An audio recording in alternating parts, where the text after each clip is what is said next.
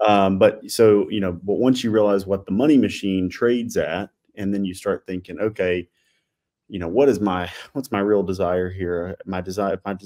Eventually, at first it's okay, feed my family. Then it's, then it's make 100,000, then whatever, it's 200, it's 250, it's 300, whatever those numbers are. I would say it's a moving target for most people. Whatever their desire is, eventually if they hit it, the desire probably changes, because as for me, is where happiness comes from, is, move the goalpost, hit the goalpost, move the goalpost. Right. But if you figure out, like, wait a minute, I can have, whatever that number is, 5, 10, 20, 30, 40, $50 million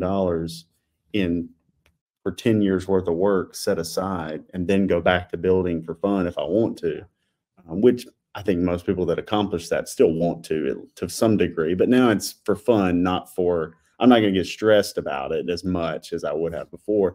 Once you know that's possible, it's very difficult to turn a blind eye to it. I remember I was building as an individual agent, and I met a lot of great people. I would go to the MedSup conference back in the day, which is now Medicarians, and I would go I would work real hard and win some carrier incentive trips. I would lean into certain carriers, call it what it is, to win carrier incentive trips, to get around people that were doing better than me. And I'd immediately find the people that I thought were the biggest in the room by production, which I have learned since then. Net profit, net is more relevant than overall production, but still, the people that were producing a lot knew something, right? Individual and agency. And over that time, I got around guys that one of them did sell their business back then. And this was, 8 or 9 years ago. So it was in the early days of the acquisitions. And I remember, he never told me this, and I won't say his name because but I heard that it was a $50 million acquisition at the time. And I started learning more about how long he had been in the business, and it was like 12 years.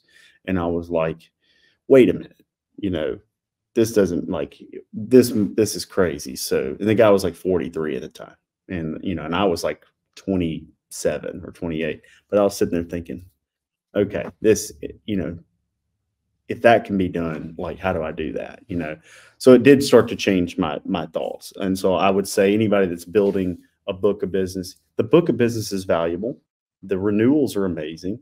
But then one day you might get to that level and then build the agency. So if I go back to, like, how I would start out, I'd still start out focused on the book of business, because in the beginning, like, it's unfair to say if I know exactly what I know now, because I know exactly what I know now, I'd go borrow money and pour it into, different mediums. Right. But if I knew what I knew then, but I just had the belief in, like, how valuable it was, so I just knew, like, a part of what I know now, I'd still have to start out the hard way a little bit, because you got to run through walls and build the book of business. And, early on, some of the things that I did that helped tremendously were, doing all the goofy stuff, like, doing business reply cards, and filling my day with meeting with what I would consider now a lower quality meeting in bulk, face-to-face, in houses, but then simultaneously stopping by businesses everywhere I go to try to build referral relationships and laying that foundation. And that first year or two of that, hard and fast, can't be overstated, like, how important it was. But, knowing what I know now, 100%, like, I would go hard and fast into Facebook ads. It's a great equalizer. And people that tell me, like, I tried Facebook ads, it didn't work, they probably tried buying Facebook leads from someone, or they tried to set up an ad or two and it didn't work.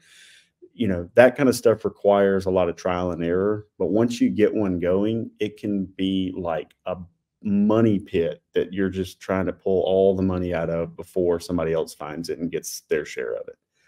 That's what it's about. And anybody, and we'll tell, like, I might tell somebody, like, oh, you can use T65 webinars, or you can target, veterans campaigns, or you can target food card, or whatever the hell's out there, right? You can target final expense, all these different things.